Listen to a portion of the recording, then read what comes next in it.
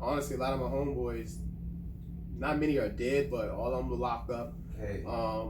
Drug charges, gun charges. I got friends that's close friends. Like I say this actually locked up for murder, attempted murder. Hey, man. So it's like all that still out there, and it's like I was able to shake that. So it's like, I feel good. I feel great about myself. I'm very curious to hear, man.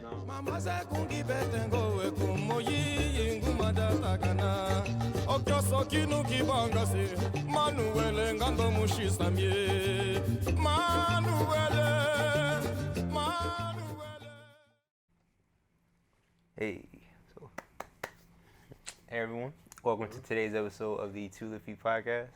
I'm your host Terrence Greer, and I'm joined today by the wonderful and incredible Mr. Brandon Bachata, Appreciate it. Thank AKA you, Cheez. Yeah. Is that how you showed up? How you say showed up? So, if I'm not mistaken, you are the co-director of Sentimiento Dance Company. Yeah. Me and my wife, Nancy Salsa. Hey, I'm Brandon Bachata. She's Nancy Salsa. Okay, so that is that's Yeah. So yeah, Sentimiento is a dance studio and company in Baltimore, Maryland. And y'all specialize in salsa, mambo, as well as bachata. Yeah, bachata. Yeah. Started that. Okay, started that in 2012. Is that correct? Yeah, that was about the year we first put our first team together. Okay. And then we kind of just went from there and we just kept going. Fair enough, man. Yeah, 7 years this year. Actually, next week will be our 7 year That's anniversary. awesome, man. That's actually wonderful, man. Appreciate it. Yeah, definitely, man. How you doing today, man? Good, man. We came out, woke up today. Good night of dancing last night. Okay, so we are at the Richmond Salsa and Bachata Congress Festival. RBA Festival, Yeah. They said dance last night. We taught, me and my partner, we taught we're in one workshop today. Okay. Bachata timing, musicality. Pretty nice size class. Okay. And people loved it. And then we got one more class to teach at 4 o'clock. Okay. Bachata class. Okay, shut up, man. I guess I really want to start this conversation out, man. I'm very interested to hear about your childhood growing up in Baltimore, man. What was that like? I grew up mostly in West Baltimore, man. As y'all probably see, like, you can hear the news, like, talk about everything that's going on in Baltimore. I grew up in some of the roughest areas, and, I mean, didn't have a lot of money. Okay. Low-income family. So it was a struggle, but, you just keep going. Yeah, you take pride in what you got and just keep moving forward, man. Just try to stay away, get wrapped up in all the, the negativity, all the bad things that happen. Because I was around it. I had friends that was in it. I was for a little bit, but just try to do better, but as best as you can, pretty much. I understand that, man. I'm very curious, man. To hear, what did your parents do? Can I ask that? Well, I don't know my dad, which is, I guess you could say almost a story for almost probably a big majority of African American men, especially in Baltimore. Right? Okay. My mom was single. Grew up. Me and my sister were the only two.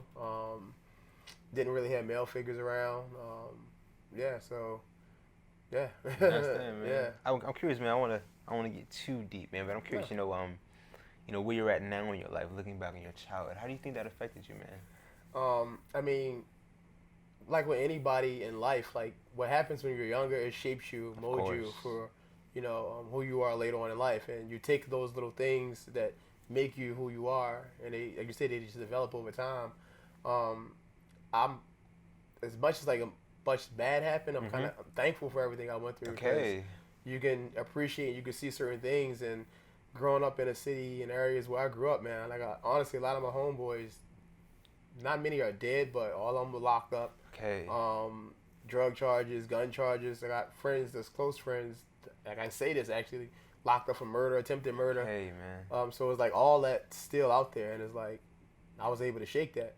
So it's like, I feel good. I feel great about myself. I'm very curious to hear, man. I guess what allowed you to escape that, man? Were you just the lucky one, or like? I joined the military. Okay. Yeah, that was like, I say when I was 19, because I've done some stuff like growing up with them, a lot of them guys, but I never was like really deep in like the drugs and the guns and all that.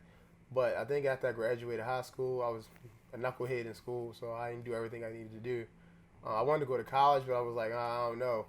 But I think by the time I was like 19, something just clicked, and I was like, I need to make a power move because I could see myself going right back down that line. And, that environment, right? Yeah, because like you see, you're a product of the environment. You see the same stuff happening. You're in the neighborhood all the time. Those things become normal I guess you normalize those things. Right, you don't realize right. like that's a bad place to be. That's all you know. Yeah, so it's like you get trapped in thinking like, oh, this is it. This is what I'm supposed to do. This is how it's supposed to be. So I was about 19. I said, you know what, power move. I just went somewhere. I was actually at a track and field meet because I used to run track. Okay. And I went back to see my high school after I graduated to watch them run. And it was at a regiment, an army regiment, where they had the track field. And I was like, oh, and I walked past the guy. He was like, hey, man, like, you know, you in school? And I was like, no. He was like, hey, you ever thought about this? And I was like, nah, you know, whatever. Then after, like, I think about a week later, I was thinking about it. I was like, you know what? I think I might need to do that. Just to make a move, get me out this environment, and then, you know, see what happens after that. And everything I got now is because of that one decision I made when I was 19. So that changed a lot, man. I'm very curious to hear, man. Let me ask you this, man. How important was music in your childhood, like in that household? Not a lot, actually. I mean, everybody listened, like, you know, all we listened to was hip hop pretty much growing up. And then I remember my grandma used to play a lot of old school R&B. I used to hear that when I would go over her house, but it wasn't like a focal point of like our family collectively, a part of our family culture. In our family, it was mostly just hustling and working, trying to make money. Okay. That was like the main thing. Yeah. And mom, I remember I was 16. My mom was really put me out because I was like, you ain't working, you ain't doing nothing. I'm like, I'm 16, man. Like, I'm supposed to be in school right now, just working in school. And she used to be like, nah, you need to bring some money in here, blah blah blah. So, yeah, that was it. That was life. Yeah. So was Baltimore, was that mainly a African American city or what, man? I'm gonna say mainly because that. Well, Baltimore is a funny city because it's built in pockets. Like there's not, you know, most cities you go to, they say stay away from West Side because East Side is good. Baltimore is like every 2-3 blocks. It's like that. It's a bad area. You got 2 good blocks, sun shining, then you go over here, there's clouds and light, and you're like, yo, let me go around this corner, I'll go here. So like everywhere you go, it's scattered all over. So and it has most of a big black, of course, a lot of black people in the community, but I don't think it's predominantly black. I would say less than 50%. I don't really watch the news a lot, but I feel like I don't really hear too much about Baltimore on the news, I guess. Yeah, I mean, because of course, with any type of media coverage, if it's negative, or you know, and I always like to think if it's putting black people looking in a bad situation, they're gonna blast that to say, yeah, look at them, see, look how they are, look at them, that's how they are, and because it meets their agenda. I guess portraying us as these type of people. Sure enough. So yeah, only time you're gonna hear about Baltimore is the news when it's something bad happening. Okay, negative. Yeah, that's the only time you're gonna hear about Baltimore. I haven't hear anything about else. Nah. Yeah. Is there a big, you know, I guess, a Spanish population in Baltimore? Or? I don't say big. There is one. There's a lot. There's a lot of Latinos. There's not a lot of as many Caribbean. Okay. It's mostly like Central, you know, Honduras, Guatemala, El Salvadorian. There's a lot of them. Some Mexicans, but then they're sprinkled in. There's just Dominicans, Puerto Ricans, and stuff like that that's in there too. But the mass majority are probably like South and Central American. Yeah. So is that Latin culture? Is that something you were exposed to in your youth, or? No, never at all. Not at all. I didn't get exposed to nothing Latin until about 2008. When I was actually in the military and I was overseas. Okay. The first Latin anything. I mean, you've heard the music before, but it was never nothing I really cared about. Right. And probably till about 2008 when I was overseas in the military, and we actually had a Latin night on our base camp. Oh yeah. Yeah. And that was like my first exposure to anything Latin. So that was probably it. Okay. Yeah. So did you grow up dancing at all, or? I mean, hip hop and stuff. Okay. Yeah, that was like you know, we go to the clubs. Yeah. You know, throw down, do that battling, doing all stuff. Yeah. We used to dance all the time. Everybody used to dance in my neighborhood. It's like, you know, that's what we did. But, yeah, Latin dancing, that wasn't no way on my radar. Okay, I understand. Yeah. So, you know, you're growing up in Baltimore and everything. You said, I guess, what changed before you was joining the Army, man. So, I'm curious, though, where did you first get stationed at when you joined the Army? When I first came in, I actually went in the Army National Guard. Okay. So, I went as an infantryman. I went to Fort Benning in Georgia. Okay, Georgia. That's like an infantry training camp. I was there about 4 months, and then I came back. So I was like, okay. And then I would go do my drill weekends, you know, 1 weekend a month. Okay, right. Then that's your heart. So I was like, okay, I just got away. Now I got something going on. You know, I can kind of use this with skill. I mean, the only skill you teach you is how to shoot and kill. Yeah. But it's like, all right, you know, what can I do with this? Like, you know. And then I think at the time, that was 2003. I came back 2004. Then 2005, I finally got a chance to go to college. I went to Morgan State. Okay. So I was like, all right, this is why I joined the military. Is that Maryland or? Yeah, okay. Morgan State's still in Maryland. Okay. So I was like, it's in Baltimore actually. So I was like, all right, I can go to Morgan State, finally get into school. Yeah. And then boom, I get in, I enroll, I do 1 semester, and then the Army deployed me. I go to Guantanamo Bay, Cuba. Wow. And then from there, I did 3 years straight active on military, active duty. And then I came back in 2009. While the time I was gone from Gitmo, I was stationed in New Jersey at Fort Dix, and then I went to Iraq from there. Oh, hold on, I don't want to skip over this, man. I really want to hear about Guantanamo Bay, Cuba, man. What was that like? It was actually fun. Yeah. That's one place I've never been. Yeah. I mean, Cuba. I mean, everybody's dreaming about going to Cuba. You can go now, most people, but just like the weather is hot, humid. Love going to the beaches. The work sucks because we pretty much work detainee camps and stuff like that. So I was part of the guard force, so we worked the access control, escort the detainees around, whatever. Right, okay. But outside of that, the actual place is fun because they got clubs built on the base like that.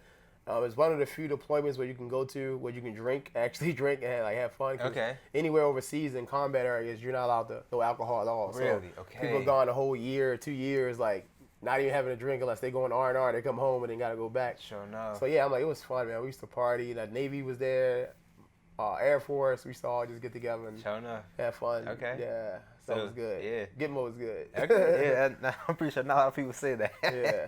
So you go from. I want a toy truck. What? But Santa Claus. Oh, hold on 1 second, Santa Claus. Hold you right back. Hey, if you could leave a like and subscribe for the show, that would be amazing. Let's get back to the episode. So you go from Cuba and you said to New Jersey? Yeah, I was stationed at Fort Dix. Okay. Dick McGuire Lakehurst is like a joint base. I was there 2 years, and then, but in the middle, at that time I was there, they sent me to Iraq. Okay. For a mission I had to do. Okay. And then I came back, but like I said, when I went to Iraq, that was in 2008. That's when I was first exposed, to the Latin music and the dancing and everything. Okay. Well, I want to hear about both of those, man. But I want to hear tell me about your time in Iraq, man. What was that like?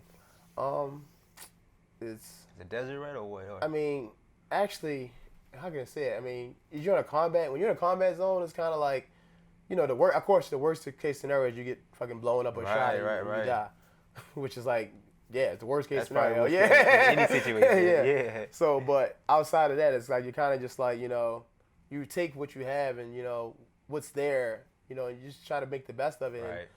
And through that, I discovered salsa dancing and all that. So they actually had a salsa scene in Iraq? Well, yeah, actually of course, there's a lot of Latinos in the military. Okay. So what happened? They would do it themselves. They would just every Saturday, we actually had one of our bases was right outside Saddam Hussein Palace that we took over. Okay. So they had a little area, and they would pretty much was like a big open room. Go to the MWR, get some speakers set up. They had their laptop, so they already got music on there. Boom, plug it up, and they just play music. And people from everywhere. I mean, the French people would come, the Canadian people would come, all our allies, Australians. The civilian contractors, everybody would come. Oh, they got salsa night there. Everybody from all over the camps, they would come every Saturday to this place. And it turned out to be a big thing. And then the first time I actually went, it got so big that the Army actually brought the Army band there, and they played live salsa music awesome, man. for us. And that was the first time I went, and it was the Army bands there. They're playing live salsa music, and the guys singing and they're dancing. I'm what is this? I'm this is not what I'm used to doing. Yeah. But, I was okay, let me check it out. And, of course, the only reason why I went is because a lot of girls was going there. They was come on, Brad, you got to come with us. I'm well, okay. I'm going to hang out with y'all then. But, yeah, no, when I got there, I was man, this is a lot different from the culture, where I grew up going out dancing. Because, you go to this place and you see, you say, the melting pot, people from really different countries, French, Canadian, Australian, Bulgarian, whatever, they all together dancing, partying, everybody, doing whatever.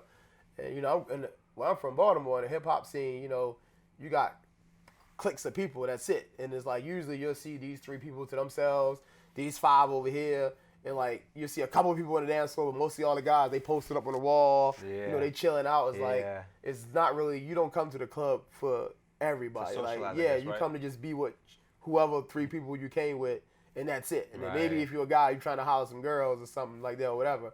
but you're not there for like the entire environment. When I was there, I'm like, man, everybody's like just talking and hanging out and partying. I'm like this is kind of foreign to me, but but I was intrigued by it. I was like, this is something that I think will fit me because I like to talk to people, whatever. So I'm like, okay, I can get in here and do a little something, man. Yeah. So.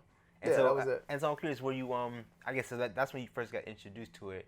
Were you taking classes at that time or? No, we was winging it. Okay. I was horrible. It was this one girl, her name was Rebecca. I remember she was a friend of mine, and she knew a little bit, and she was just teaching me a little bit she knew. That was just like the basic step. Yeah. So I would just go in there and just try to do the basic step, and then I'll be dancing, and then if I see some guy do a move, I'll be looking over there and trying to do it and jacking everybody all up. But it was fun. That shit was on the stage though. Yeah. So, and it actually wasn't until a girl actually like walked away from it. I was like so bad. Okay. She was like just stop the dance. It was like thank you and walked away. That would kind of actually. I've experienced that too, man. It happens though, man. Yeah. So that was like what actually made me like okay. I'm gonna learn how to dance because I'm like I didn't like that. But that was like a challenge. And you walked away from it. I'm like, oh, no, I gotta get good. And then that was actually what drove me to want to keep going, like taking classes and learning. So I'm curious, man. I guess at what point were you able to take classes? Was that still in Iraq or when you came back? When I got back to the States. Okay. Came back. It was in the 2008 still. 2009. I think May 2009, I got released off the active duty from New Jersey. Okay. And I came back to Baltimore. So when I came back, I was like, all right, where's the salsa club at? Yeah. Where can I go at now? And then I used to go to this place called Latin Palace in Baltimore all the time. And I would go there. They had a little class they taught at the beginning. I would take pay $10, but I would take the class. And it wasn't nothing too serious. It was like, just basic little stuff they teach you how to dance. Right. And I would do that and then look at YouTube. Okay. Do that and then go look at YouTube. And do that and I would just go back and forth. But I one class in YouTube. And that was probably like a year. I did that. So, yeah, I didn't really start probably clicking until like 2009. Going to 2010 is when I started to learn a little bit. Okay, I think I know what I'm doing now. Okay. Because I could always dance. Like I said, I was a dancer back then from dancing hip-hop. So it wasn't a matter of like getting emotion. It was just learning how to lead, like how to lead. Because hip hop, that's a dance I dance for myself. I don't necessarily. I'm not dancing. Yeah, I'm not a part of connection there. So I had to just learn, like, what is this connection? Like, how do I, whatever. And once I learned that, I was like, everything easy now. Okay. Yeah. So I wanna ask you this then, man. So I guess it's safe to say you've been probably dancing for the past 10 years. Yeah. Going 10 years. And so you've seen your beginner stage to where you are now, man. Yeah. For someone else who might be a beginner, man, and they might be struggling with learning this dance, salsa, bachata, whatever it may be, man, what advice or words of wisdom could you give them? Take classes from credible instructors. Don't try to take the easy route of just looking at YouTube. Okay. And trying to be self-taught or something, right? Yeah, because what happens is that creates a lot of bad habits that never get corrected. And then once you get with somebody that is credible, they're trying to now unfix a lot of stuff you learn. Like, I learned that myself because I would learn from the instructor. She wasn't bad, but I wouldn't say they're like one of the best either. So I had a solid foundation, but all the more complicated stuff, I was just trying to learn on YouTube. Okay. And I would jack people up because there's certain little small details that you don't get from just watching the video. Right. And it wasn't until, me and Nancy got together 2011 is when I really start training, 2011, 12, when I started going to New York and I started doing a lot of training with Yamule. Okay, I know. Which is like one of the top companies in the world. Yeah, so it wasn't until I started going up there and I'm like, whoa, everything I'm doing was way wrong. Right. It was like, then I started seeing how things are really done. I'm like, okay, now I got it. But before I can, fool my way through a dance and like, okay, it came out pretty decent. But it wasn't until I actually went and got instruction from a world-class instructor and I was like, oh, now I see everything that's wrong. Okay. So yeah, if you're new, I would say get with somebody that's credible and take classes and social dance.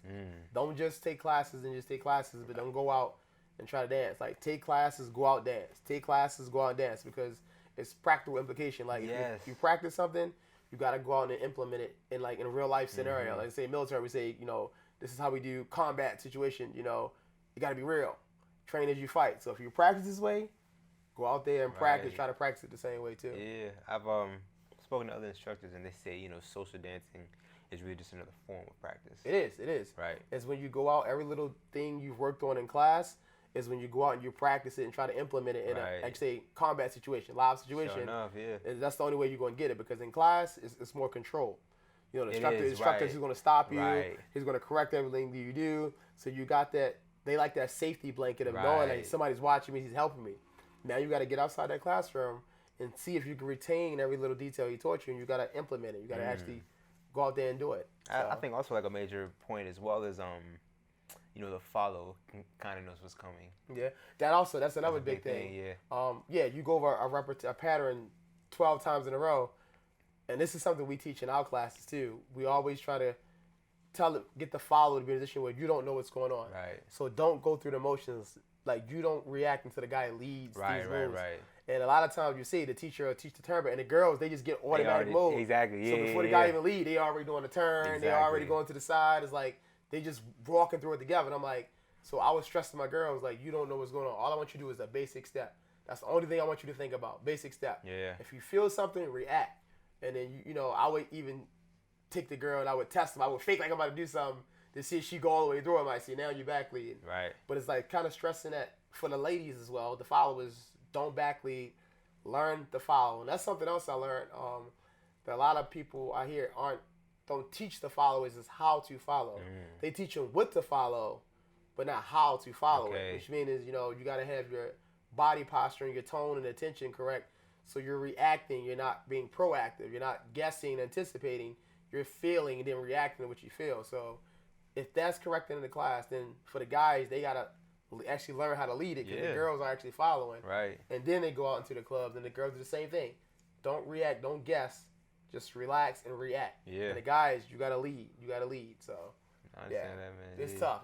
It's tough, man. Every beginning stage is very daunting. Yeah. It can be. Yeah. I'm very curious to hear about. I want to hear about your beginner stage, but I guess really more so once you started with Yamale. What was that like? That transition. It was frustrating. Okay. Man, because like you say, coming from the Baltimore scene, it wasn't many. I wouldn't say maybe any advanced dancers, like really advanced. There were people who had a lot of years in, and they were good teachers. But as far as like when you look to see what's the product in New York, there was nothing anybody in Baltimore area was doing anything. Right, maybe some in DC, but not particularly in Baltimore. So it was kind of like that scene. Yeah. So you kind of like get like, I guess like the small city syndrome, where you feel like you're doing good in your little city. You're like, oh man, I know what's going on. Like, you killing it in Baltimore, and then like you go up to New York, and it's just like mind blowing. Right. So I see that talent level. Yeah, I see the first, I'm gonna say 5 months I was going up to New York. It was very frustrating because I. So you actually commuting or what? Yeah, I would go up to New York almost every other weekend. What is that? 8 hour drive? How long is that? No, from Baltimore it's only 3 hours. Really? Okay. Yeah. Excuse me. All right. Yeah, so we would go up to New York. I mean, try almost every other weekend if we could, and just take classes, take classes. Man, like you say, it was hard, frustrating at first because it's so fast paced, and the material is so complicated. They don't cater to beginners. They don't baby you. Like, if you can't get it, you're just gonna struggle. Or he'll tell you go take another class because you can't keep up. Was it and so wait, were you on the team? Were you taking beginner classes? They said walk-in classes. Okay, you were taking that. Yeah, I just walked in. And even that, it was still high level. It's really there's very not a lot of talking. It's doing and you following. And it's one of those things where, if you're messing up a lot, he'll give you a chance, but then he'll be like, no, you need to go over there. And then if you got to go to the lower class, then maybe somebody will help you out a little bit. But I mean a little bit. It's like New York is fast paced. Like that's the city. Yeah, it's that energy. Yeah, so it's like it's stuff I had to start. I gradually just started to pick up on my own from trying to over and over again. Yeah. And it wasn't until I guess you do more classes with him, you do more training, you start to learn more stuff, and then he'll explain little details. And then we did a couple of private lessons with one of the instructors, Razove Ramirez, which is my favorite dancer ever. Okay. Ever look him up? He don't got a lot of he ain't got no social media. Okay. So you won't find him on social media. But Razove Ramirez, he was my number one guy, as far as instructor. Check him out, man. Super smooth guy. Hey. But we would bring him down to Baltimore a couple times, do some lessons with him. We actually would bring like Cordell Flores. We brought her down a couple times. Amadi again. All these people came from Yamale, and we would do training with our company, with my team at the time, people I was dancing with, and we just work on our detailed technique. Just focus on technique. So once all that stuff start clicking, everything else was just like, oh, this is easy now. Okay. This is easy. Once you get that, I guess that foundation, right? that solid foundation where everything is, and everything now is just stacking on top of that. But as long as your foundation is strong, right, everything else, and it picks up so much easier because you're still not working through those little fundamentals that you should have learned a long time ago. If you want your fundamentals are solid, it's just building on. I understand. It's just building on. Yeah. I want to ask you this, man. I guess going back to when you were a beginner, man. You said it yourself. It was kind of frustrating. Yeah. What kept you going? Like, why'd you not give up? As I guess I got A-type personality. Okay. Like, we're more like, I'm gonna get this. Like, I don't care what you say. Like, I like the challenge. So once I felt like, okay, I was feeling a little cocky when I was in Baltimore. You see, there's nobody really around. Like, you can be advanced beginner at the best, close to intermediate. And you're like one of the best guys here, so you feeling good. It was like that reality check, that punch in the gut. That was kind of like, ooh. Right. I was like, okay, time to level up, next level, let's go. So it was kind of that drove me, and it just made. That's how I am with anything. If it's something that I'm like, I feel like I can't get it, it's like that's gonna just maybe keep punching it harder. So up, man. Yeah. So you're taking class and everything. I guess how did you meet your co-director Nancy? Dancing. Okay. We actually were in the same scene at the time when I first met her. I had a girlfriend at the time. We were just out social dancers in the scene. When my ex, we broke up, and then Nancy was already teaching with a company called Georgia Boy Dance. Okay. This guy named Sean Clymer got me first started. Brought me in, taught me like the basics of how to teach, whatever. She was already working with him, and he saw me. By this time, I wasn't at Yamale yet, but I was in the Baltimore scene. Like I said, one of the best leads. So it was easily like, oh, well, maybe I can use him to help teach because he's easily one of the better guys here. So I guess I'm better than everybody else, so I can help teach, whatever. So he brought me in and showed me. He was like an Arthur Murray teacher for like 20 years and something like that. So he had a lot of teaching and managing skills that he was good at. So he would teach me like the basic fundamentals of how to instruct. And then we would teach under him. And then after a few years, it was like 1 year actually, maybe, because we started in 2011.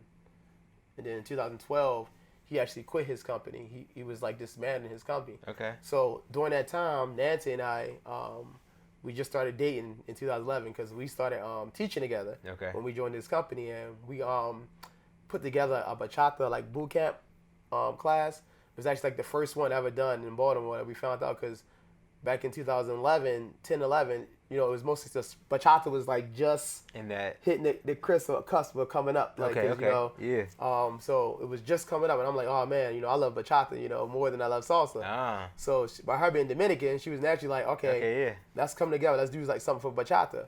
And then boom, we teamed together and we put together like the first like bachata boot camp in Baltimore, and then it was like big, like a lot of people came. That's awesome, man. So it was like oh, like this is the thing, like people really love it. And then, but I guess during that time I was working together, we started to talk a little bit, for a little bit, and boom.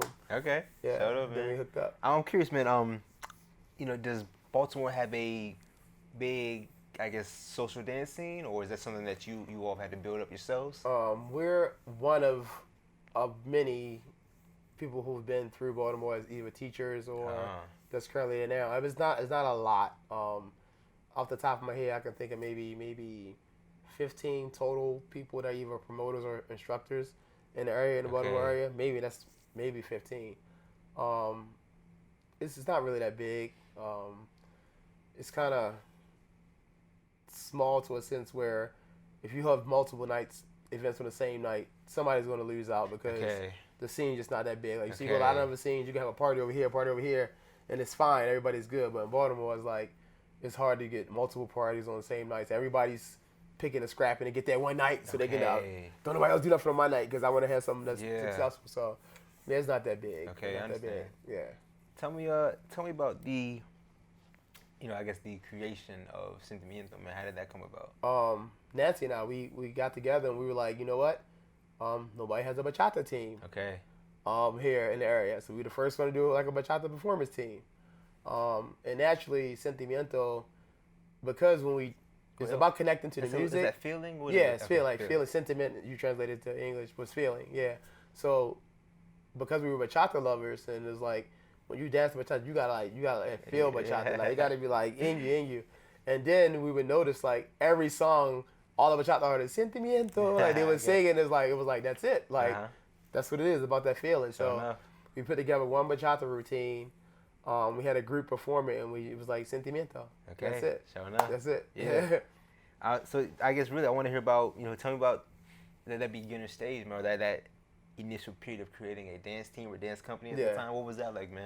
It was just a team. I mean, it was just all of it really was about performing. Okay. We were just trying to, because I don't think at the time, I don't think we had any performance teams in the Baltimore. We might have had one, but I don't think we had any actually at the time. So we would see like, by that time we were starting to go to Yamule. Okay. 2012 was when we actually debuted, but we started going already. So we saw like, in New York, everything's about performance teams and all this stuff. Right. And even in D.C., they had some performance teams. We were like, oh, how come we ain't got out here in Baltimore? So we was like, why not? Let's just do that. Sure so enough. It was kind of like, let's get something going to get Baltimore, recognized, in dance community, because everybody would skip straight over Baltimore. It would be from New York to Philly, D.C. Like they would skip right over Baltimore, and that was the scene. Come from New York, go down to Philly, and then go down to D.C. and then just keep going down. So it was kind of like, okay, well, there's something going on right here too. Give us some love. So that's what it started off the idea, just getting us more recognized, putting teams together, we can travel and represent the Baltimore scene. Yeah. So let me ask you this then, man. I guess looking back on, this journey of Sentimiento, man. What advice could you give to someone who is, aspiring to create their own dance team, their own dance company? And what are some pitfalls or things you've had to overcome or you've learned from? The main thing I would say is stay true to who you really are and what you want to do. Okay. Us growing up, we're the only ones in Baltimore teaching like traditional, like Dominican, they call it Dominican bachata, but it's just bachata. There was a big push for us to, conform. Everybody else is on the central waves. So you got everybody with all the students tell, oh, you guys need to be teaching central. You guys need to be doing this. Okay, you guys need to do this. And I'm like, that's not who we are. Like, that's not what we feel is true to what we believe bachata is. So we just stay true to ourselves. We the only ones teaching on 2 for a while. Everybody, no, you guys got to teach on 1. You guys got to teach on 1. That's what we dance here in Baltimore. And we're like, but we love New York style. We train in New York. Yeah. We love on 2. So for a while, we were kind of like the anti-dance company, because when everybody was doing this, we were doing this. Okay. When everybody was teaching on 1, we were doing on 2. But over time, people started to see, like, oh, what's this on 2? Okay. They would go somewhere else, other people dance on 2, and they'd come back and be like, you guys, you still teaching on 2? What's this on 2? Like, we've been here 5 years, bro. We've been telling you this all this time, like, Yeah. And then gradually, but the performance teams, we kept going, create our own choreography. We wasn't like, getting other people to create ours or doing franchise stuff. We said, we're going to create our own stuff. Stay true to who we are, do what we do. And now we grown. We got a lot of students, got over 20-something students like performing in the company. Yeah. We said we travel, congresses, festivals, perform, teach. That's awesome, man. So it was just sticking through it. And it sucked at the beginning. Like, because like you said, we were the anti-company. So when everybody was doing this, everybody zigging, we zagging. Yeah. So it was like, oh, those guys. But when people started to see like your product and what you represent and not try to follow a trend, and they get to really see, okay, that's really some good stuff for them. They like it. And then they come through. So that's probably my biggest thing is just stay true to who you are and just keep pushing your product. If that's what you want to be, that's how you want to be seen in the dance community, stick with what you want to be, because you want to be an individual. You don't want to have to just be like everybody else. Right. Because then you become cookie cutter. And everybody looking at you like, well, why go to him or go to him, but I can get the same thing here. Now you see these 5 companies, you see, oh, but these guys are this. It's something completely different from everybody else. So you stand out. So that was like our main focus. Keep doing that. So, okay. Yeah. I'm curious. Are you able to do this full time or? No. This is fun. Okay, this is fun for you. It's a hobby. I'm still in the military reserves now. I got a regular security job. My wife, she's a manager at a lab right now. She used to be a microbiologist. Okay. So then we got a 7-month, going on 8-month-old baby at home now. So this is like fun. I mean, we want to get to a point where we can do this full time. I mean, and we actually got some little plans working. I understand. That's awesome. Try to make it happen. That's awesome. But ideally we would if we could. So real quick, I want you to speak on this, man. Speak on, I guess, 1, having a dance partner, and 2, I guess, pretty much having a business owner, like a co-business owner with you, man. What is that like? And my wife. Is that? Oh, yeah, your wife, it is.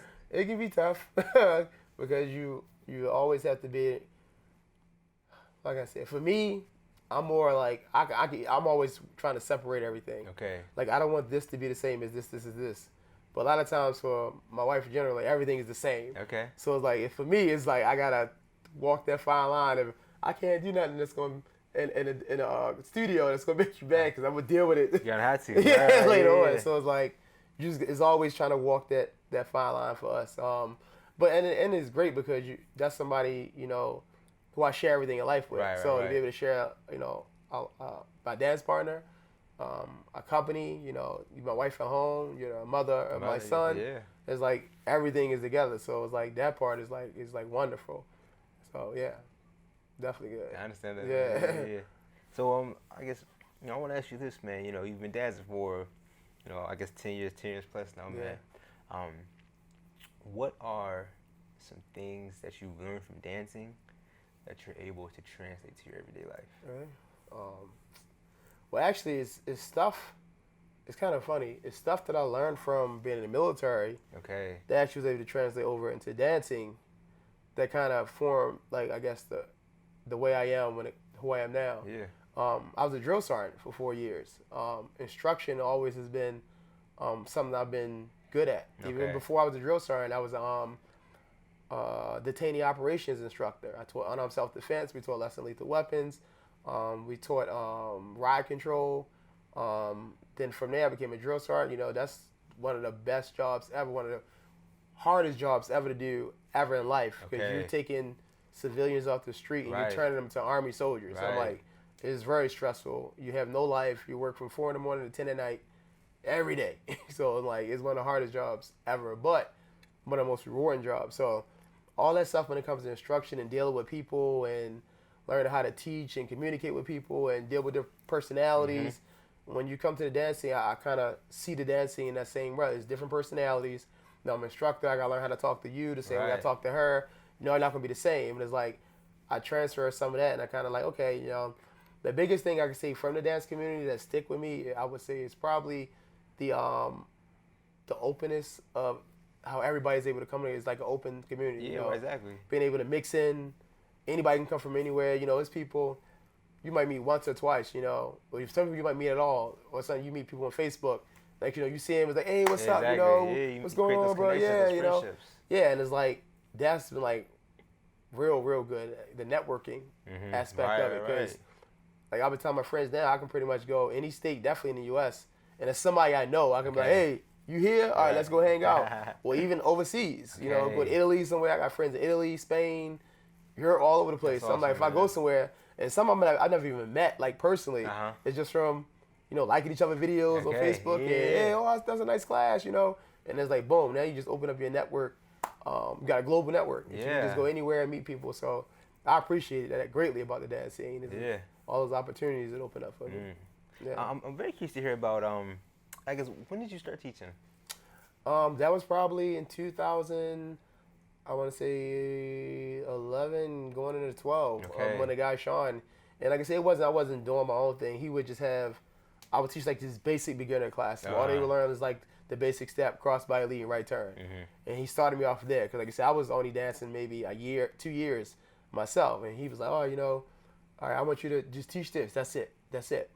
And during that time, that's all I would do, and that's all I really cared to do because, like I said, I didn't know everything. Right. I started to get training on my own. That's when that time, he wasn't really training me to be a dancer.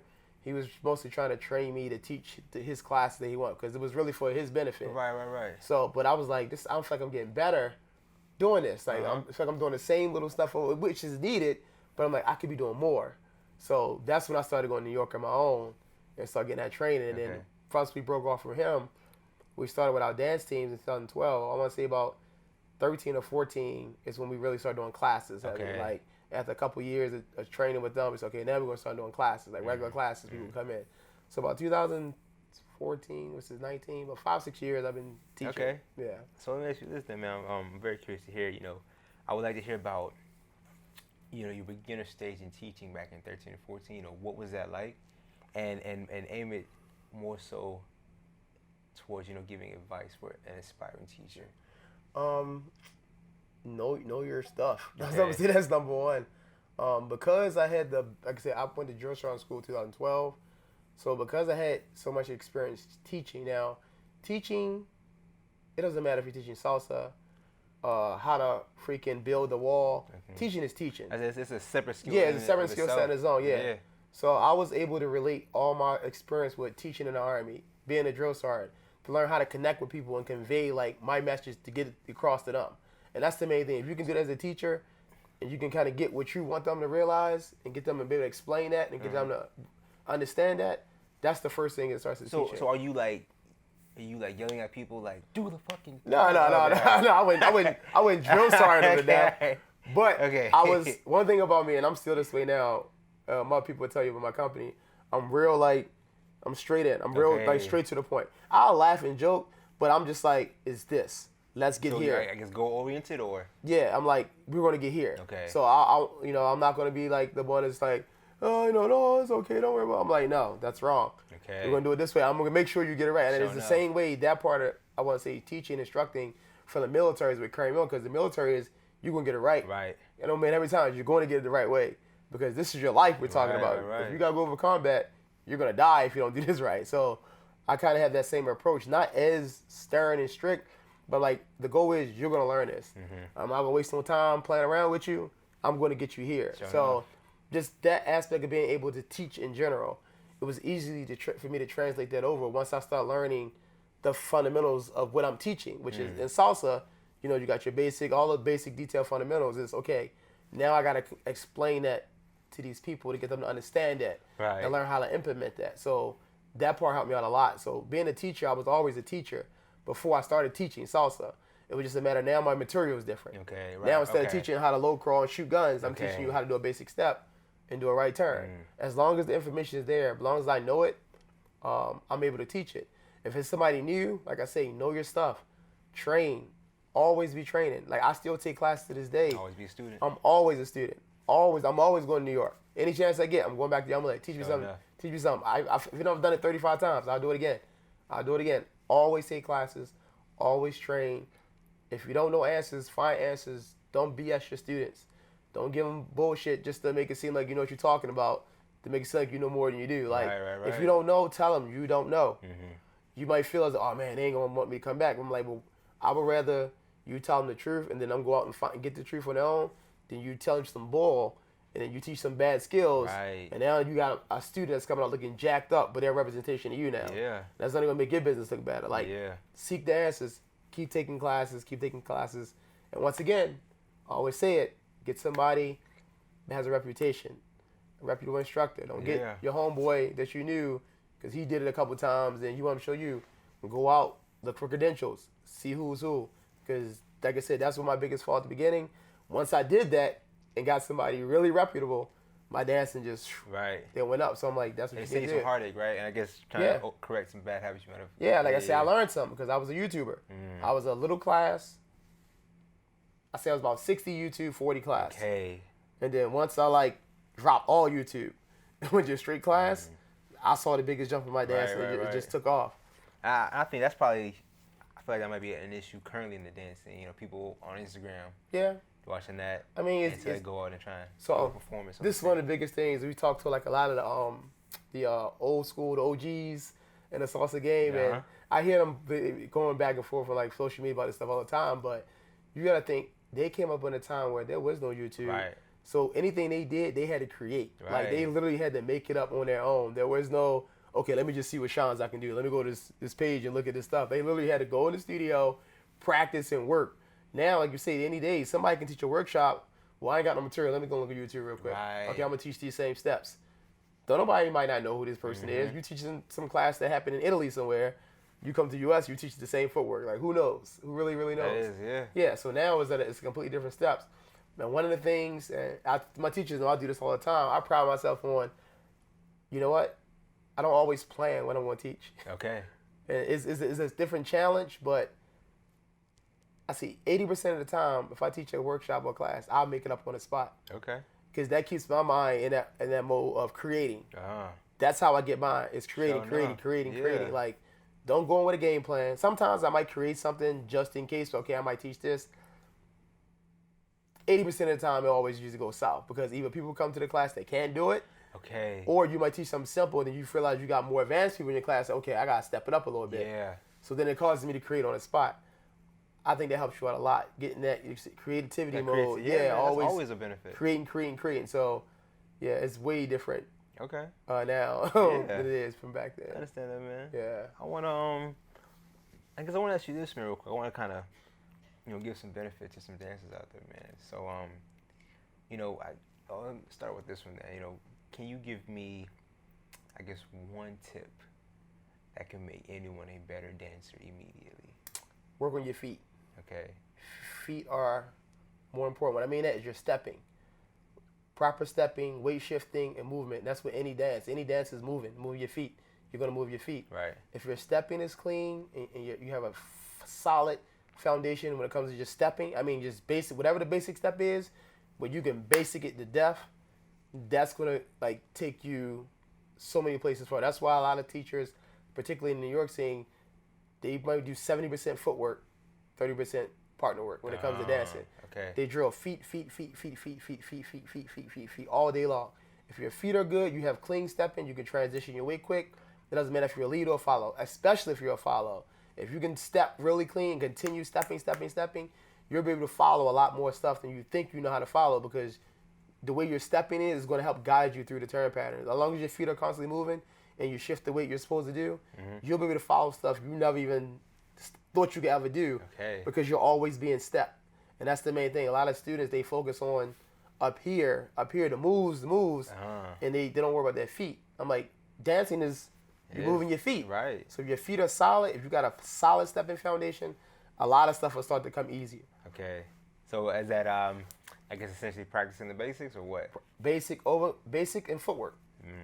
Like you say, in this case, hey, if you need to go on YouTube, learn it, look at it shine, to try to mimic it and practice it, do it. But practice footwork. Get your footwork clean. Yeah. Go to a class, get somebody that's going to help make those corrections on why you're stepping wrong. How come every time I do this step, I can't move? You're not going to find that on your own looking at videos. Right. You're going to keep doing the same thing over and over and just keep thinking, I can't do it because of everything. No. Go take a class with somebody that can tell you why your weight shift is wrong, why your feet aren't turned up, why your feet are turned in. They're supposed to be turned. Like all those little details, small details help somebody become way better. And it's just doing the basic step. Learn your basics. And as I always say, fundamentals. Yeah. Detail, fundamentals, and basics. That's it.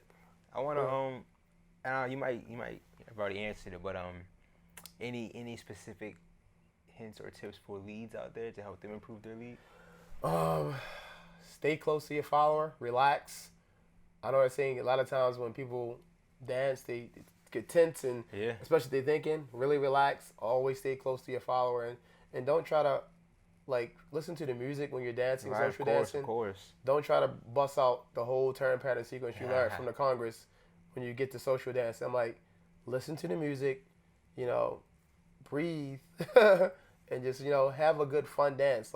It's not all about, all the fancy moves, I'm like, I can dance with a pro dancer or a beginner and do basic stuff, and it'll be good for both because I know how to adjust to who my follower is. So learn how to adjust your dancing. It's not just on mode every single time you get a dance floor. I'm like, no, listen to the music, be receptive to what your partner, the level your partner is. If you getting up there and you feeling good about yourself as a dancer, but then you dance with a beginner, don't put her through the ringer to make yourself feel good. Right. That you know what you're doing now. You dancing with that person, Yeah, dance with that person. So bring it down to her level, but enjoy the dance. It's still going to be a fun dance. Yeah. I have so many good dances where I basic the shit out of it, and it's like, but it's good. It's like, it gives you time to breathe, feel the music, connect with your partner, and just enjoy your social dance. So focus on that aspect more than the moves. Okay.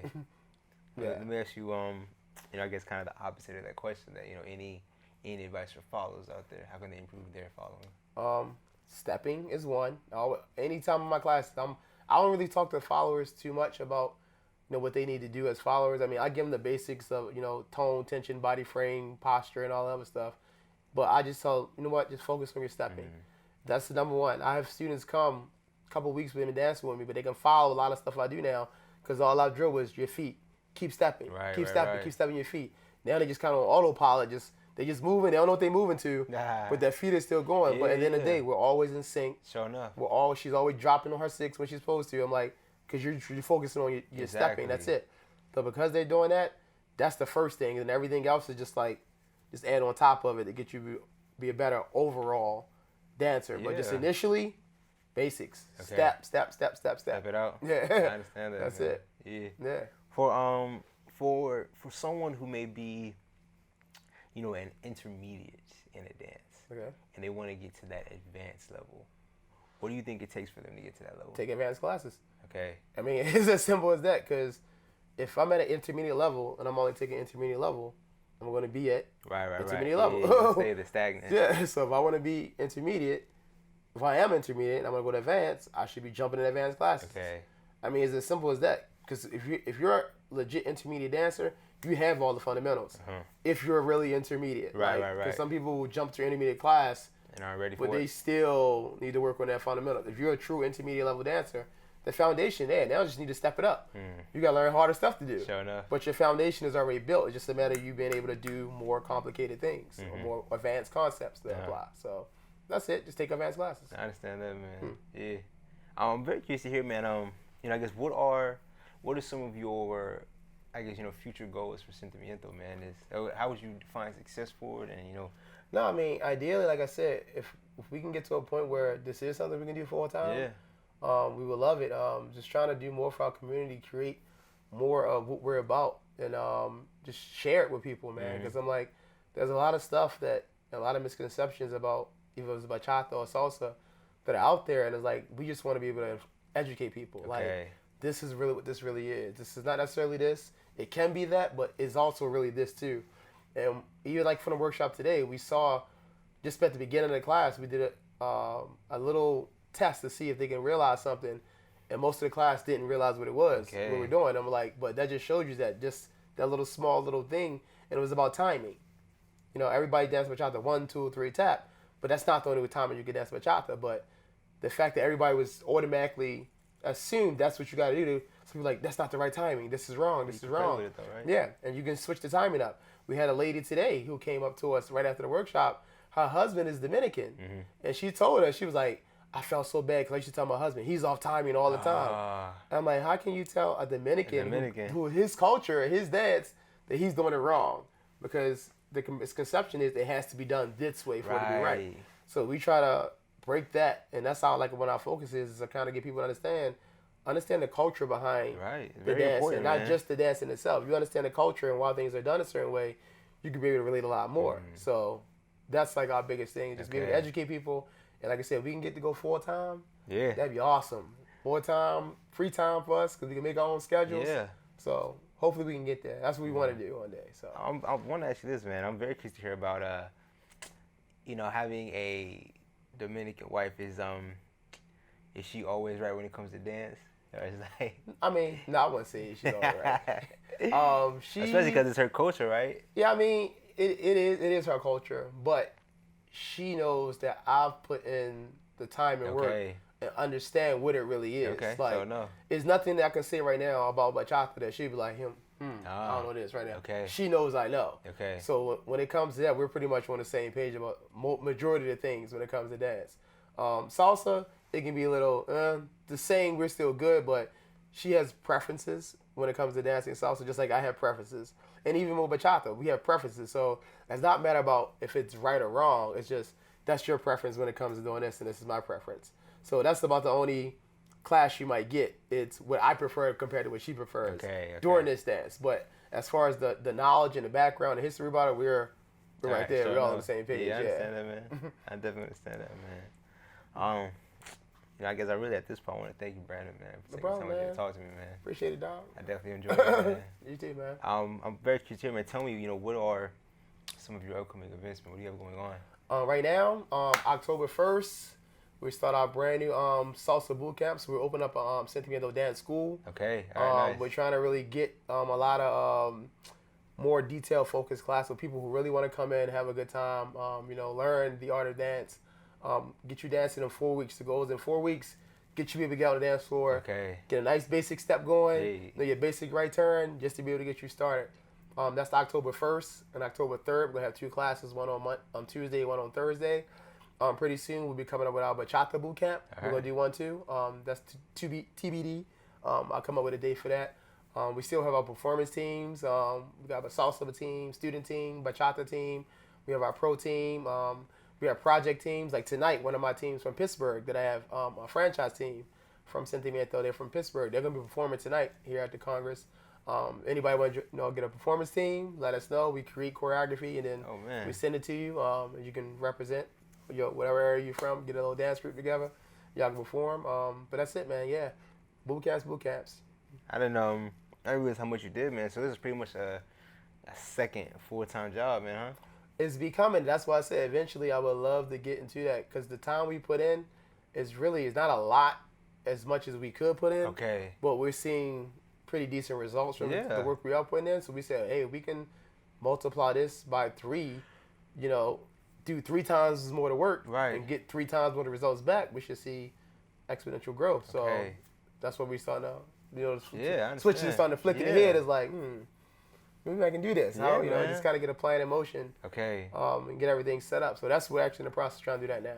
So that's awesome, let's man. keep our fingers crossed. But next year we're hoping we can kind of at least one person quit that job, but we can kind of go full speed into this. Yeah. That would be a really awesome blessing, man. Right. Appreciate it. Yeah, definitely, man. Real quick, man. Tell me. How can people get in contact with you? How can they reach out to you? If you want to call directly, 443-542-1071. If you want to go to Facebook, Sentimiento Dance Company.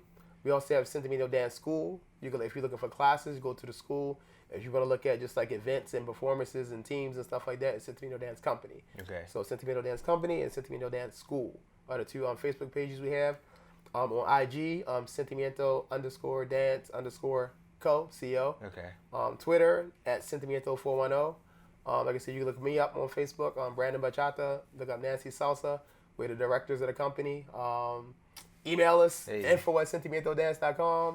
What else? Sentimiento Dance is the website. Sure does. So you see, Sentimiento Dance is going to be somewhere in there, and then it's something else maybe. So that's it, yeah. Sure enough, that's it, man. Yeah, like I said, man, thank you so much, man. I truly enjoyed it. It's been a pleasure, man. Any last words before we close this out, man? Anything you want to say? Thank you for taking the time to interview me, man. I appreciate it. Like you said, if you're looking for us, come check us out. If we're at a congress, a festival, come take our workshops for fun. We have a good time. That's it, man. We just want to be out there with people, man, and enjoy the dance. That's what it's all about, man. That's what it's about, man. Enjoying it. That's it. That's it. Love, man. So, I think this is a wrap for this episode of 2LP Podcast. Thank you so much. All right, man.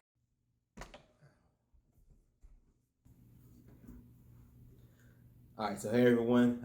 If you made it this far to the end of the video, I want to thank you so much for just watching this. I really hope that you found value in this. My whole goal in this endeavor is, to give a voice to people, to dancers, and to give value to the dance community. So if I'm not giving value, it's kind of pointless. So I strongly urge you to please comment and let me know where I can improve, what I need to do better, what I'm doing wrong, and hopefully what I'm doing right, but my overall goal is I want to give content. I want to be helpful. So please let me know where I can improve upon. I'm new to all this, so I'm learning as I go. So I need feedback. Please comment and just let me know how I can improve. I would greatly appreciate that. That means the world to me, just to be able to interact with you all, have a conversation with you and just, see what you like and what you don't like. That means the world to me. I love interacting with you all. It means so much to me. But thank you so much for making it this far into the video. I gotta say, please leave a like, subscribe. If you don't like it, then let me know why not. Hit the down like button, hit the unlike button. Thank you so much. I really do appreciate it.